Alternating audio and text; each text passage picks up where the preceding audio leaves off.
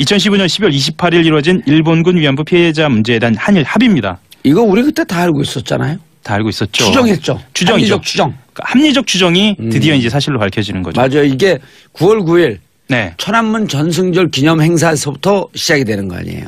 아, 그 얘기부터 하는 매체가 좀 별로 없는데요. 그러면 네. 전승절 기념 행사 올라가니까 네. 오바마가 부르죠. 그렇죠. 미국은 굉장히 불편했죠. 예, 네. 당신들 중국 쪽으로 갈 거냐? 그리고 일본하고 계속 싸우고 있을 거냐? 그래갖고 10월 말에 아베와 박근혜와 오바마가 미국에서 한미일이 만나죠. 한미일이 예. 만나고 네. 거기서 이제 야단을 치죠. 둘이 친하게 지내라. 네. 그러니까 11월에 한일이 한 번 더 만나고 그렇죠. 예. 12월 28일 드디어 가장 껄끄러웠던 위안부 문제에 대한 합의를 합니다. 그게 시작이죠. 네. 그게 시작이고 모든 말하자면 국제의 문제와 관련된 특히나 이제 안보와 관련된 것까지 맞물려서 그때부터 시작이 됩니다. 일본은 미국이죠. 미국은 MD 체제로 들어가기 위한 사드 문제를 해결하는 것이고. 그렇죠. 일본은 보통 국가로 가는 군사 동맹으로 가는. 그렇죠. 무장할 수 있는. 그렇죠. 한국은 사드를 배치하고 챙기는. 누굴까요? 챙기는 사람 뻔하죠. 박근혜 뒤에서 챙겼던 사람. 실제로 그것에 대한 수사도 돼 있었습니다. 어느 정도. 예. 이면합의 간단하게 짚어보고 그쪽으로 좀 넘어가려고 하는데요. 우리가 아빠 뉴스에서 하지만. 예. 그래도 간단하게 정리를 간단하게 했습니다. 이면합의 내용을 좀 들여다볼까요? 한국정신대문제대책협의회 정대협이 단체를 포함해서 시민단체들이 불만을 제기할 경우에 한국 정부가 설득하기로 했다라는 내용이 첫 번째 이면 합의 내용이고요. 주한 일본 대사관 앞 평화소녀상 이것에 대해서 한국 측이 적절히 해결되도록 노력한다라고 얘기한 것이 또 하나의 이면 합의였고요.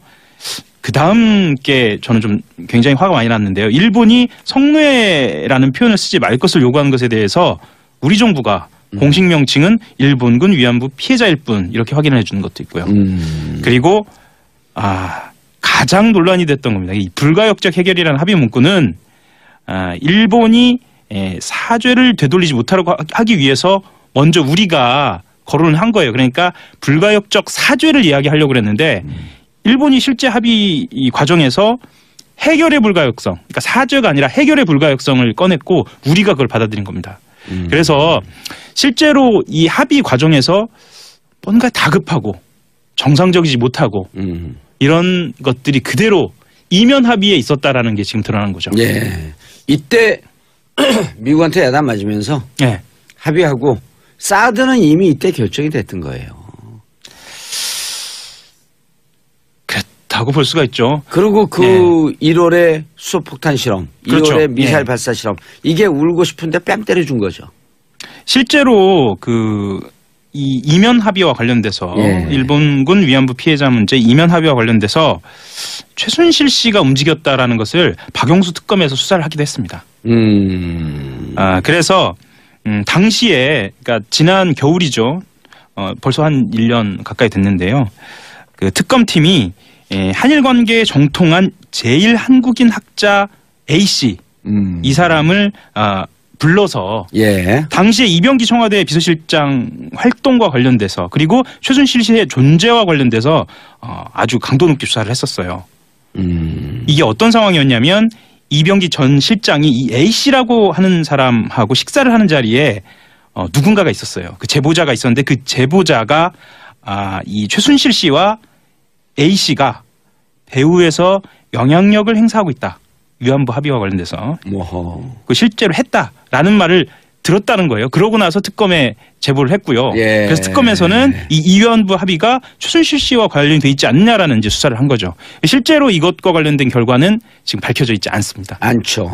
만약에 최순실이 개입되어 있다고 한다면 최순실이 사드 배치 결정에도 개입되어 있다?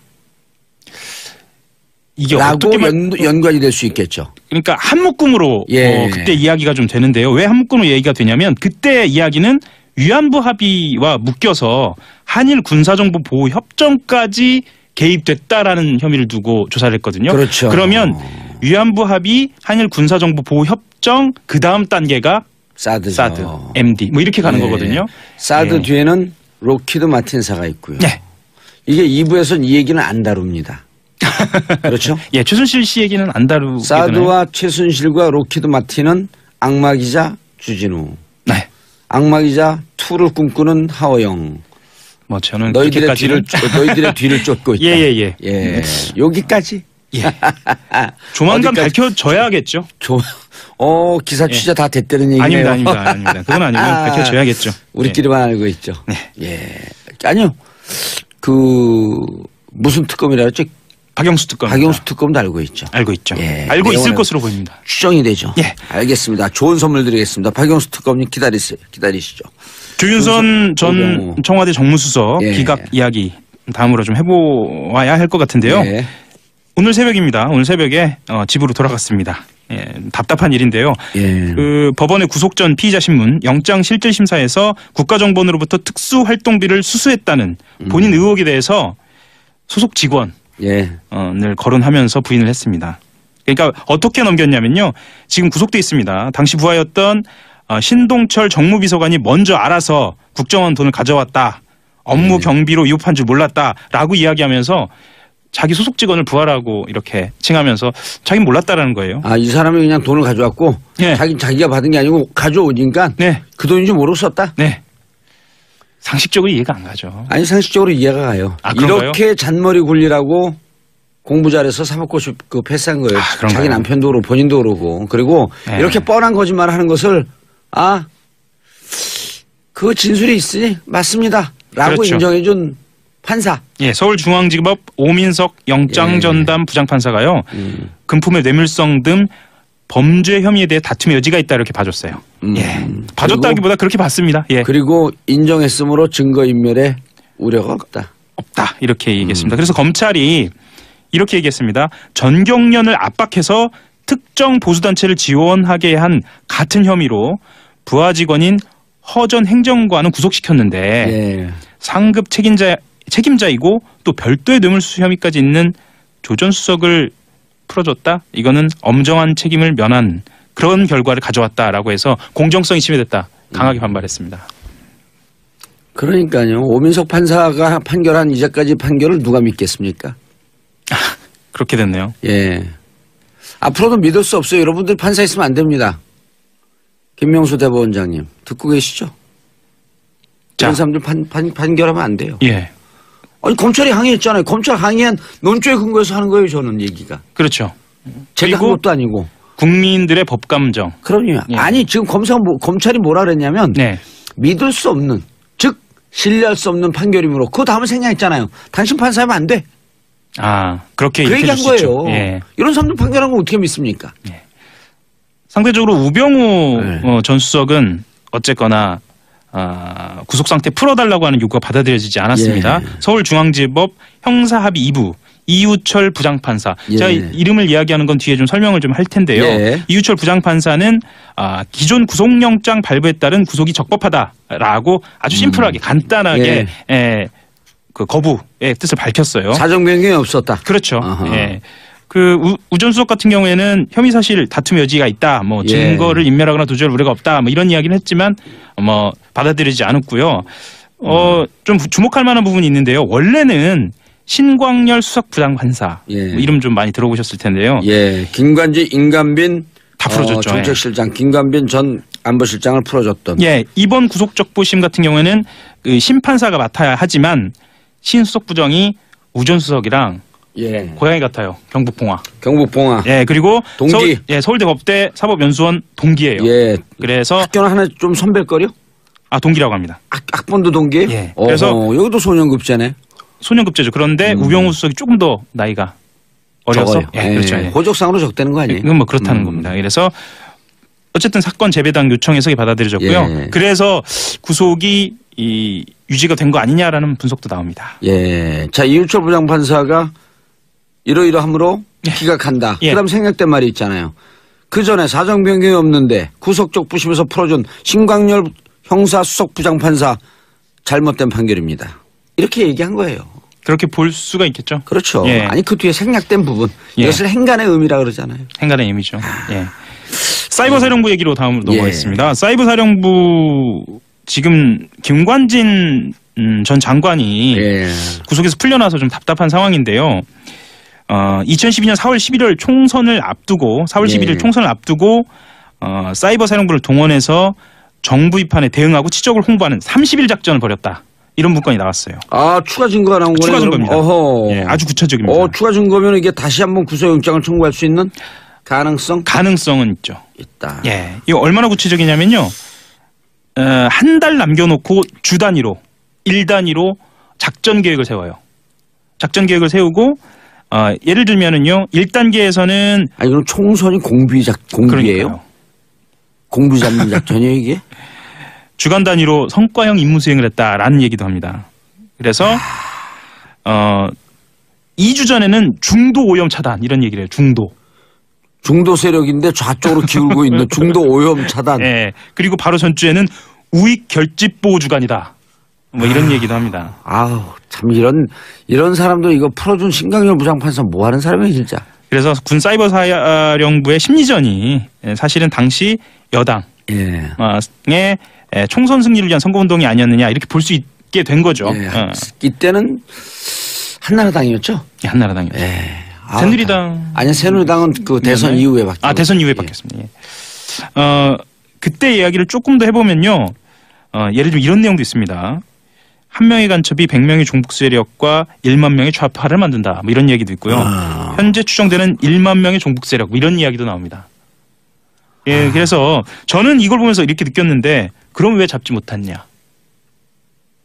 왜 잡지 않고 있었느냐? 그 종북 세력이라고 하는 프레임 자체가 페이크 프레임이라는 그렇죠. 거죠. 예, 예. 가짜 프레임이었던 거죠. 그렇게 말이 되지 않은 프레임을 쳐놓고 광범위한 정치 개입을 한 거죠. 본인들이 그런 식으로 정당화를 한 거죠. 이게 어디서 나온 증거인가요?